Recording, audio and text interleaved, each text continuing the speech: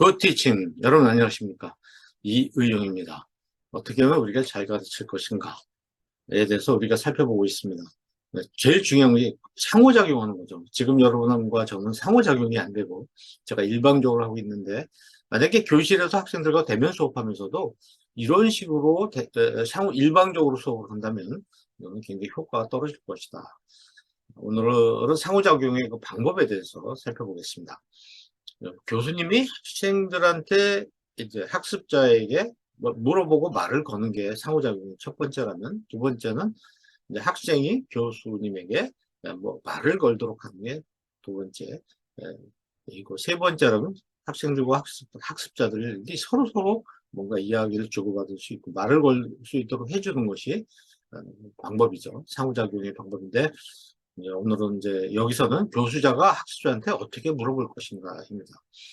네, 지난 시간에 말씀드린 대로 수렴형 질문을 하지 마시고 좀 확산형 질문을 하라는 거죠. 그러니까 답이 너무도 명확하고 하나밖에 없는 걸 학생들에게 물어보면 시험이 되잖아요. 그러니까 이제 그런 경우 학생들이 질문을 굉장히 무서워하고 대답하기 힘들어하고 부담스럽죠. 또 닫힌 질문보다는 열린 질문, 이렇게 너무 do you 뭐 이렇게 물어보는 게 아니라 how, what 뭐 이런 식으로 이렇게 물어보는 것을 우리는 열린 질문이라고 이야기를 합니다. 그리고 교수님이 자기가 묻고 자기가 대답해서는 안 된다는 거죠. 그래서 학생들에게 물어봤으면 제 경험에 의하면 학생이 대답할 때까지 절대로 교수님이 대신 대답하면 안 됩니다. 왜냐하면 그 다음부터 교수님이 질문했을 때 학생들이 대답하지 않습니다. 이건 굉장히 그 경험에서 나온 이야기고요. 한 번에 여러 질문하지 마시고 한 가지만 질문해야 됩니다. 우리가 이제 외국 정상들이 우리나라 왔을 때 기자들이 질문을 하는데, 기자들이 질문할 때 보면요, 뭐 여러 가지 욕심이 있어서 그렇겠지만 한 가지를 명확하게 질문하는 게 아니라 여러 가지를 섞어서 질문하는 거예요. 그러니까 질문 받는 사람이 정리가 안 돼요. 자기는 오랜 시간 생각하고 얘기했지만 상대방이 정리가 안 되니까 한 가지씩 질문하는 것이고, 뻔한 질문, 답이 뻔한 질문 하지 말라는 거. 그 다음에 대답이 틀렸다고 해서 절대 감정적으로 나쁘게 대응하지 말라는 거. 그리고 특정한 사람한테만 반복해서 질문하지 말라는 거. 그거는 대답을 잘하는 친구일 때도 문제가 생기지만 대답을 못하는 사람한테 계속 질문했을 때는 추궁이 되는 거고 상당히 나머지 학생들에게 좋지 않은 상황이 올 수가 있겠죠. 그리고 학습자가 제대로 대답을 하지 못했을 때 그 학생을 망신을 준다든지 하는 게 아니라 차분하게 기다려서 그 학생이 말을 할 수 있게 그렇게 존중하는 것이 굉장히 중요하다는 거. 이렇게 뭐 한 줄씩 써놨지만요, 굉장히 중요한 내용들이죠. 참고하시면 좋겠어요. 그러니까 질문이라는 건 학습의 문이고 토론의 문이에요. 말을 거는 것이죠. 말을 걸음으로써 상대방이 말을 할 수 있는 기회를 주는 것이고, 그게 학습할 수 있는 뭐죠? 주도권을 학생한테 준다. 학습권을 준다. 이렇게 볼 수가 있어요. 근데 질문하지 않고 묻지 않고 학생한테 말 걸지 않고 자기 혼자 얘기한다. 이것은 이제 학습을 막는 거죠. 학습 성과가 굉장히 떨어질 수밖에 없고, 토론, 전혀 다른 의견이 나올 수가 없어요.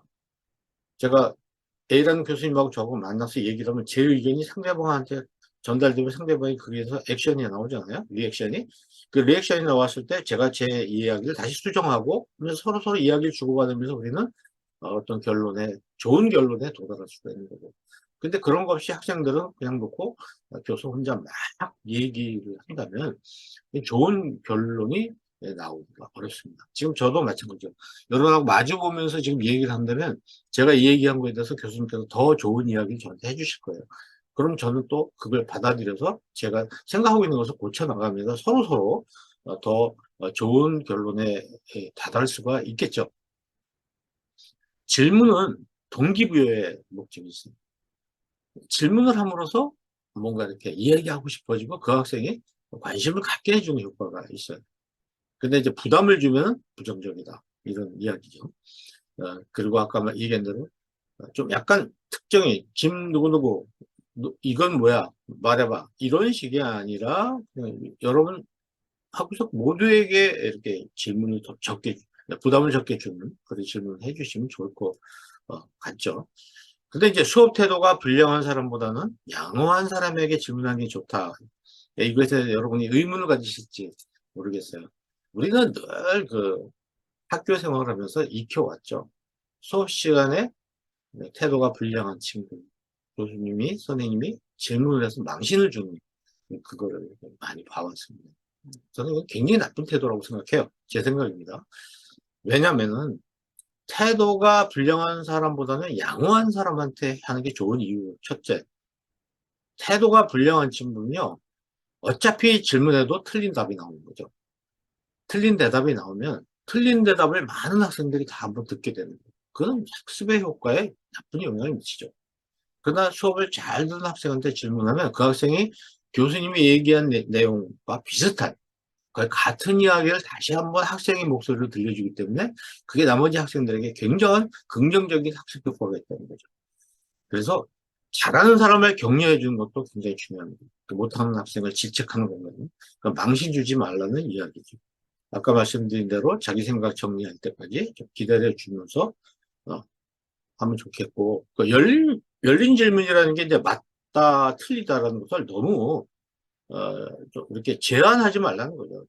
어떤 수렴형 질문보다 확산형 질문이라는 게 우리 어디로 소풍 가면 좋을까? 이게 확산형 질문이거든요. 그러면 어디 막 나오잖아요. 그 중에 제일 좋은 걸 찾으면 되는 게 이제 확산형이라면, 수렴형 질문이라는 것은 우리 어디 A라는 곳에 소풍 갈까 말까 이렇게 물어보는 거거든요. 그러면 어, 학생들의 사고가 확장되지 않는다. 그래서 맞다 틀리냐로 이렇게 판단하지 않는, 그런 평가하지 않는 그런 질문이 좋다는 것입니다. 자, 질문하는 방법은 뭐 굉장히 다양하죠.